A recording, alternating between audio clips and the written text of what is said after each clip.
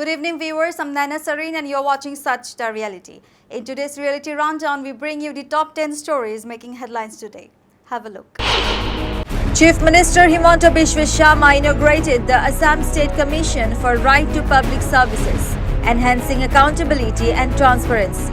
Over 1.56 crore applications have been processed via the Seva Setu platform, covering 725 services across 64 departments. Pushpakshi Bora, a resident near MLA Akhil Gogoi's Nizarapara home, was found dead late on November 30th. Preliminary investigation suggests natural causes, with postmortem results pending. The MLA was reportedly present at his residence when the incident was discovered and has fully cooperated with the ongoing investigation. Assam Chief Minister Himanta Biswa Sharma announced plans to send delegations to Jharkhand following Hemant Soren's statement that he would send an all-party team to assess the plight of T tribes in Assam. Sharma hinted at addressing 2-3 issues in Jharkhand while underscoring Assam's proactive stance.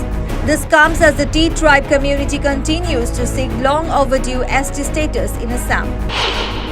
Assam Chief Minister Himanta Biswa Sharma has proposed a beef ban in the state if Congress leader Bhupin Bora submits a written request. This comes after allegations that BJP used beef parties to sway voters in Samaguri during the elections. Meghalaya secures Rs 199 crore from the Finance Ministry to redevelop Umiam Lake and establish an iconic tourist hub at Maukhang. The move aims to elevate tourism infrastructure and promote sustainable growth. A 4-year-old girl, Azmeena Khatun, was tragically killed after being run over by a tractor in Bongaigaon district. The accident occurred while Azmeena was walking on a rural road in Borghola, Borturi village.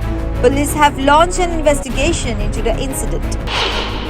Cyclone Fangal made landfall near Puducherry, bringing heavy rainfall and gusty winds. Torrential downpours flooded several parts of Chennai, resulting in 3 fatalities in the city. Authorities are working to assess damage and provide relief as the storm continues to affect the region. Delhi recorded an air quality index of 345 on Sunday morning, remaining in the very poor category despite anti-pollution measures under Stage 4 of the Graded Response Action Plan. The air quality early warning system predicts similar levels for the next 3 days.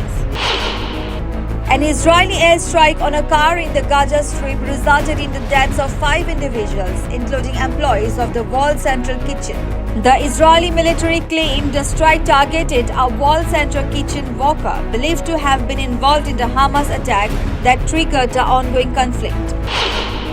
US President-elect Donald Trump has threatened 100% tariffs on BRICS nations, including India, if they pursue creating a currency to replace the US dollar. He demanded commitments from these countries to abandon plans for a BRICS currency or face losing access to the US economy.